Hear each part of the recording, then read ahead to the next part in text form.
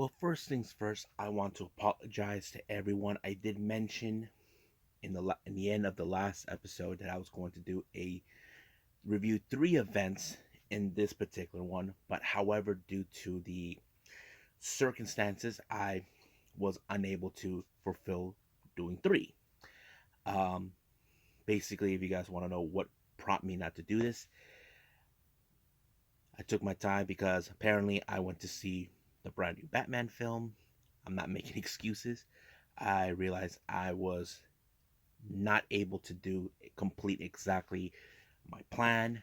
But however, I decided, you know what? For the heck of it, let's just do two, and they're both tied in with New Japan. One is, of course, the New Japan Cup with day six, and of course, day two of New Japan Strong Rivals, which would continue with more of the USFJ, which I have to say it was an unbelievable match. So let's get ready for another episode of Deleted Wrestle Zone.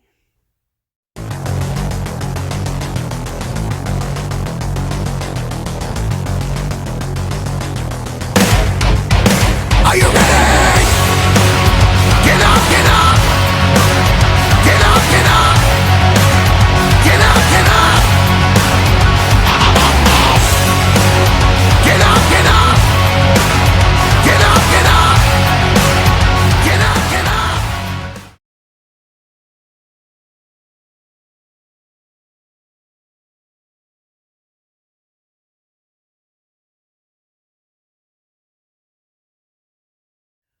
Welcome everybody to the Deleted Wrestle Zone, all things that is pro wrestling with AEW, NXT, New Japan Pro Wrestling, Impact Wrestling, the National Wrestling Alliance, various promotions, wrestlers, matches, and championships. I am your host, J-Rod here. So, let's begin with the latest New Japan Cup with day 6 that took place on the 12th. So, we have opening match Rohi Oiwa teaming up with the current IWGP Junior Heavyweight Tag Team Champions 609, Master Wato and Taguchi, taking on two members of the Young Lions. I think that's Koza Fujita and Yuto Nakashima. They team up with the veteran, as Kevin Kelly likes to say, "Hey, look, it's Hamna." Yep, Tomoaki Hamna is in it. So this match was had a very interesting dynamic. One young lion with the current junior tag team, and of course we have two of the young lions with the veteran. Now, from my point of view, looking at that, I felt that 6 or 9 had the much better advantage because, face facts, you only got two young lions in the opposite team, and it fits out. Of course, there was a moment where Hamna missed the Kokeshi and Taguchi made his own version of it. But it was Master Wato that pulled off the victory when he put Kosa Fujita in an armbar, forcing him to tap out. So that's all she wrote, folks, from there. But let's keep on moving.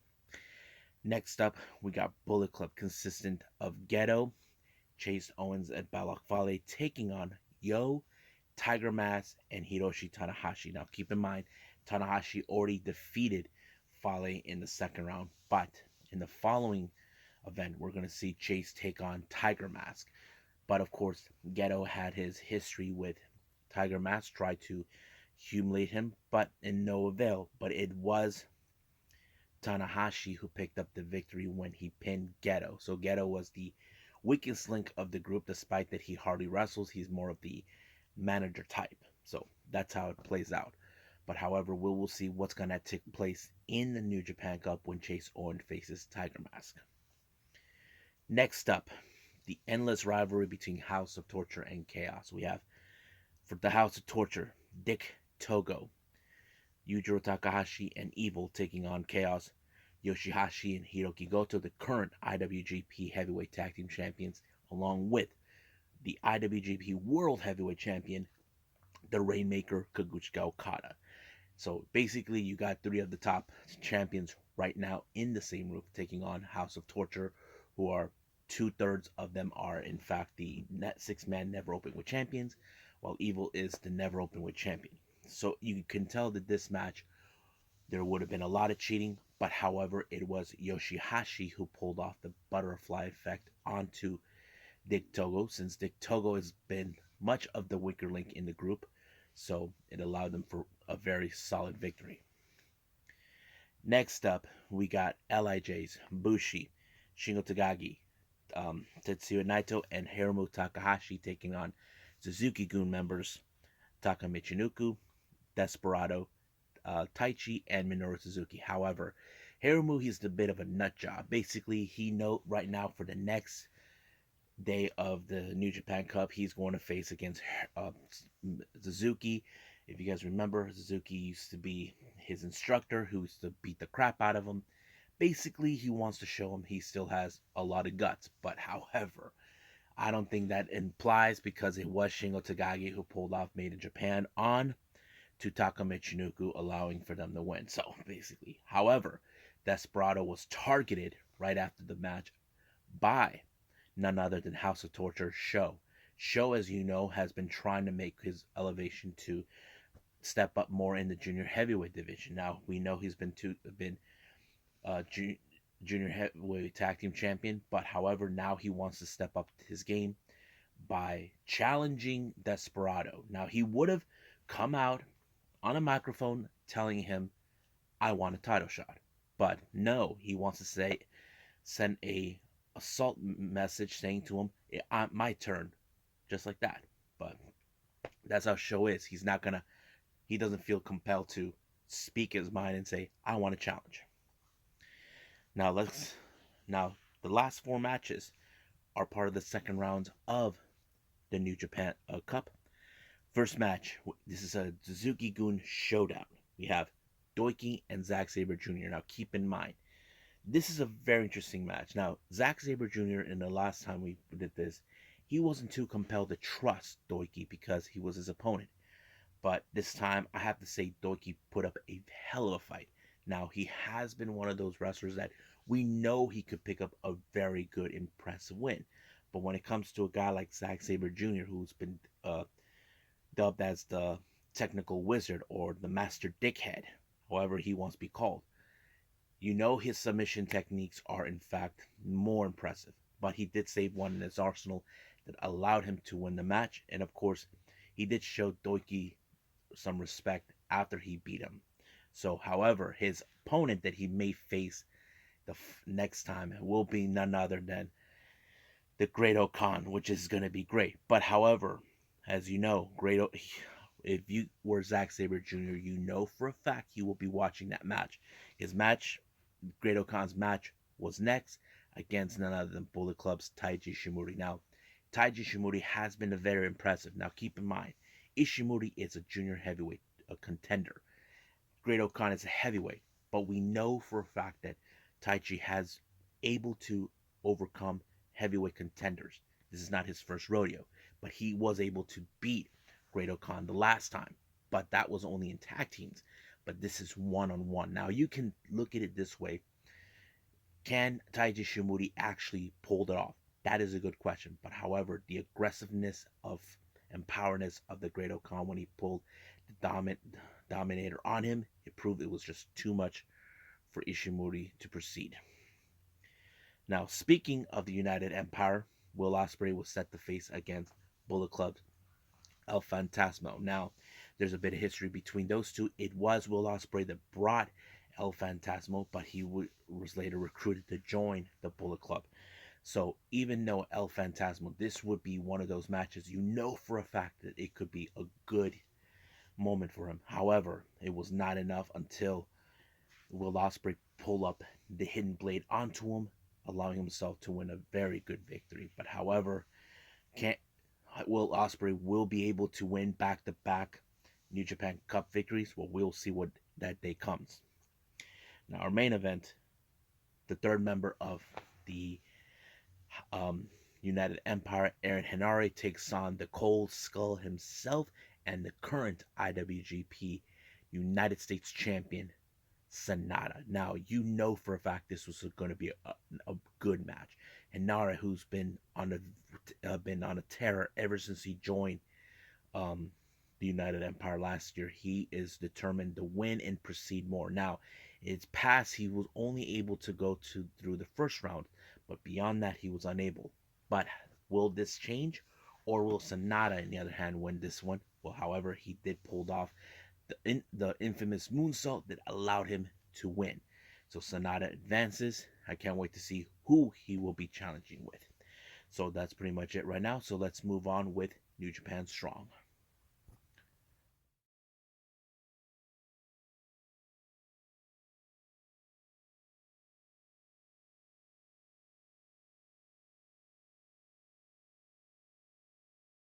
Okay, last review. We're going to talk about the day 2 of New Japan Strong of Rivals that took place at the Vermont Hollywood.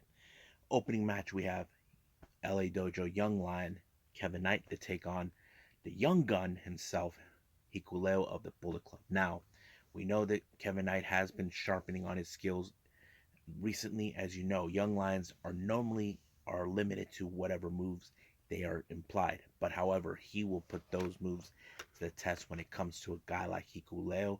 However, we know for a fact um, that Hikuleo is a big dude.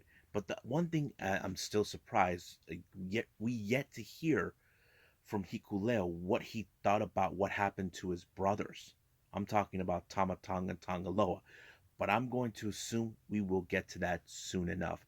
But the real question does remain for me. I want to put this as a note. Who does Hikuleo side? With Jay White or his brothers? And that is something I will talk about in the news updates towards after this. But Hikuleo has been right now in this particular match been impressive. Kevin Knight was able to put him down, but not enough. But the giant, the 7-foot giant, was able to put him away with the 1-2-3. Now, Arya Davari returns again with New Japan Strong, but his opponent is, of course, Kevin Blackwood making his debut. Now, you all know the stories about Kevin Blackwood, what a great wrestler he is in the independent. Of course, we know his history with the accident he has and his relationship with none other than Red Death himself, Daniel Garcia. But it was one of those things that it tells us he is a good wrestler. However, the story goes in this one is Ari Davari. Remember, last time he was conflicted about crossing the line. If you guys don't know, he was about to cheat his way through or disqualify himself. The real question is, who's he trying to battle against? Himself? Will he do the right thing or cross the line? So that kind of puts it in a very interesting storyline. But when Davari was about to verge, he lost. He got the inside cradle by Blackwood, but he lost just like that. But in post match, he decides to attack him and then use the magic carpet on him and sending a direct message.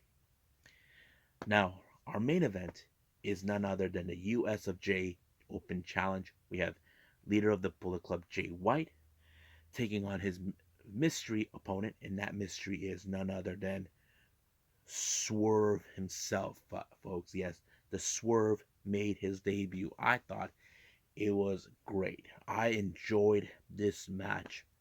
One thing that really surprised me is that Jay White tried to recruit Swerve into the Bullet Club, but he didn't do it. He was not going to go in that route. To me, it was like, okay, but he was very impressive. He showcased what he can do. Jay White even stood up very well for him, but however, he was able to put up a low blow with the ref not seeing it, but it did allow him to win the match and all this and that.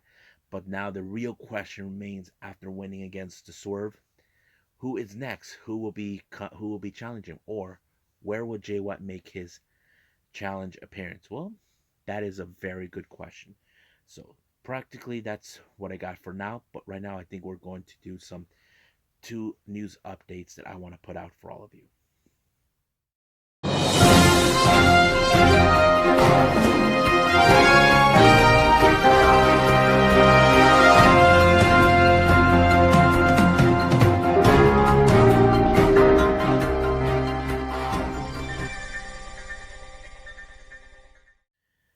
Okay, so here's some of the news updates. Now, as you all know, how the world has been affected with the recent invasion by Russia to Ukraine.